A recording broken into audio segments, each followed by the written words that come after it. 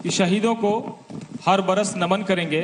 हमने इस बार 11 शहीदों के परिवारजनों को बुलाया था और मैं आपको यकीन दिलाता हूं कि हम अपनी पूरी ताकत लगाएंगे कि मध्य प्रदेश के हर शहीद को वो सम्मान मिले, वो उसका हक मिले जिसका वो हकदार है। मैं माननीय मंत्रीगणों से अनुरोध है कि आप कृपया अपना स्थान ग्रहण करें। मुख्यमंत्री जी कृपया कुछ समय और प्लीज। मैं मुख्यमंत्री जी से निवेदन करूंगा कि वो इस कार्यक्रम में मौजूद सेना, RPF, CRPF, police, home guard, NCC, scout and guide और शहीदों के वो परिजन जो आपसे उम्मीदें लेकर आए हैं, उनके लिए 2 शब्द कहें और शहीदों को नमन करें। सभी यहाँ उपस्थित शहीदों के परिवार के सदस्यगण, सभी यहाँ विभिन्न फोर्सेस के सदस्यगण यहाँ हैं। हमारे army, CRPF, Hawk Force, police, विभिन्न आरपीएफ सब यहाँ उपस्थित हैं। मेरे मंत्रिमंडल में साथीगण, भाइयों और बहनों, सबसे पहले तो मैं नमन करता हूँ, श्रद्धांजलि अर्पित करता हूँ उन शहीदों को जो आज यहाँ उपस्थित हैं और जो आज यहाँ उपस्थित भी नहीं हैं। मेरा कार्यक्रम तो यहाँ केवल 30 मिनट का था, पर जब मैं आया मैंने दिलीप तिवारी जी को कहा कि मैं कुछ समय ये गीत भी सुनना चाहता हूँ। मैंने देखा वर्दी में कितने सारे हमारे जवान बैठे हैं। मुझे एक बात याद आई, जब मैं छात्र था, स्कूल में था, देहरादून में था, वहाँ एक तरफ हमारा सैनिक स्कूल था, RIMC था, इंडियन मिलिट्री एकेडमी दूसरी तरफ थी, IMA दूसरी तरफ था। तो उस वातावरण में मैंने अपना छात्र जीवन काटा और परिवार के सदस्यगण, मित्र मुझसे पूछते थे आप बड़े होके क्या बनेंगे, और मैं कहता था कि मैं फौज ज्वाइन करूंगा, मैं कहीं ना कोई फोर्सेस में ज्वाइन करूंगा। मैंने NDA की तैयारी शुरू करी, पर भाग्य होता है मैं NDA के लायक नहीं बन सका, इसलिए आज मैं ये कुर्ते पजामे में हूं, नहीं तो मैं उस वर्दी में होता।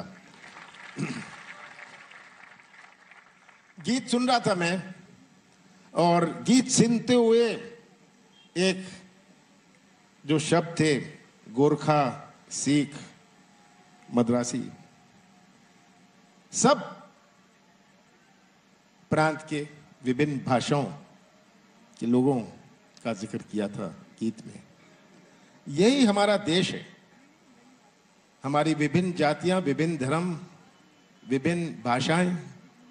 कोई ऐसा देश है पूरे विश्व में? देखिए, कोई ऐसा देश नहीं है। और यही हमारी महानता है, और इस महानता के प्रतीक आज इस तरफ बैठे हैं और उस तरफ बैठे हैं। यही महानता के प्रतीक है हमारे फोर्सेस में, यही हमारे एकता का, हमारी अनेकता को एकता होने का प्रतीक है ये। तो जब पूरा विश्व देखता है भारत की ओर, वो क्या देखता है? वो देखता है एक ऐसा देश जो एक झंडे के नीचे खड़ा है। इतनी विभिन्नता, इतनी अनेकता, और अपने सब हमारे फोर्सेस जो हैं, जितनी फोर्सेस हैं, सब में विभिन्न जगह से लोग आते हैं, जुड़ते हैं, पर एक बन के रहते हैं। तो यहीं से शुरुआत होती है हमारी, और यही हमारी खूबी है। मैं आज इस कार्यक्रम के बीच में नहीं आना चाहता कि ये आज कार्यक्रम हमारे देश के नाम पर है, पर मैं इतना ही कहना चाहता हूं कि हमारे मध्य प्रदेश की सरकार, अभी मुझे दुख हुआ सुन के कि इन शहीदों के परिवार को अभी तक कुछ कठिनाइयां हैं। मैं तो यही आश्वासन देना चाहता हूं सबको कि मध्य प्रदेश की सरकार आपके पीछे है। आप हमारे पीछे हैं, इसीलिए तो आज हम सुरक्षित यहाँ खड़े हैं। और आपके बदौलत हमारा घर रोए, हमारा इस प्रकार का कार्यक्रम होए। आज आपके बदौलत तो हम यहाँ सुरक्षित और खुश खड़े हैं।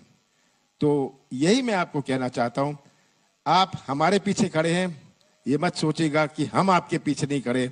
हम पूरी तरह अपने मजबूती के साथ आप सबके साथ खड़े हैं। आप सबका बहुत बहुत धन्यवाद।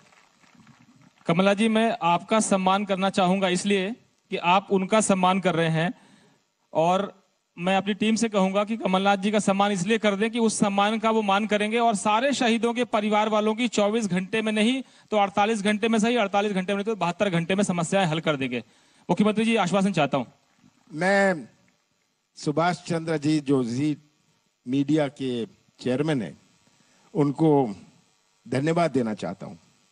धन्यवाद देना चाहता हूं कि उनकी सोच है, उनका दृष्टिकोण है कि वो इस प्रकार के कार्यक्रम केवल आज का ही नहीं पर हमेशा इस प्रकार के कार्यक्रम को वो प्रेरित करते रहते हैं। दिलीप तिवारी जी ने मेरे से 3 दिन पहले ही, मैं तो एयरपोर्ट में था, हवाई कहीं से आया था, और ये मेरे साथ मोटर में बैठ गए।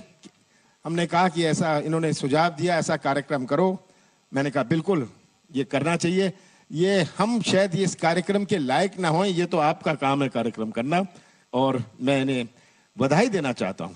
और मैं उम्मीद करता हूं कि दिलीप आप ये करते रहें, जितनी ज्यादा से ज्यादा करते रहें। सबको एक बुला के केवल श्रद्धांजलि का ही नहीं पर हमारे जो जवान हैं, हमारे जो विभिन्न फोर्सेस हैं, इनके मनोरंजन का भी प्रोग्राम आप करते रहें। मुख्यमंत्री जी, जब एक पत्रकार किसी नेता से मिलता है और खासतौर पे मुख्यमंत्री से मिलता है, वो भी कमलनाथ जैसे मुख्यमंत्री से, तो प्लॉट, मकान, जमीन, दुकान या महल मांगता है। मैं शहीदों के लिए उनके स्मारक मांगता हूं, उनकी चिताओं पर हर बरस मेले लगाने की आकांक्षा रखता हूं, और हर बरस जी मीडिया उन शहीदों के परिवार वालों के लिए ऐसे आयोजन करेगा।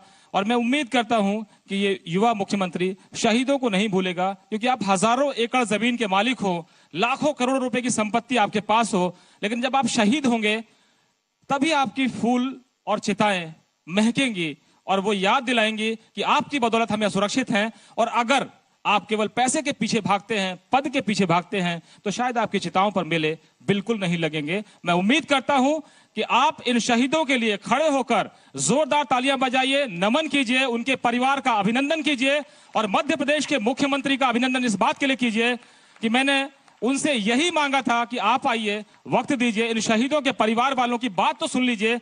और मैं कमलनाथ जी को सलाम इसलिए करता हूं कि वो मुख्यमंत्री नहीं है, वो टास्क मास्टर हैं, वो एक नेता नहीं है, एक सीईओ हैं। और मैं जानता हूं, अभी से नहीं जानता हूं, मेरा 2002 से नाता है।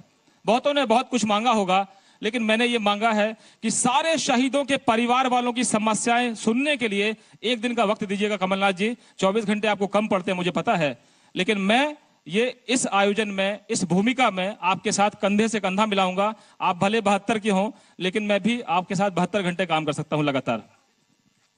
और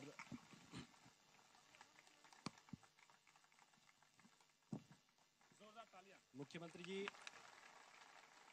जोरदार तालियां।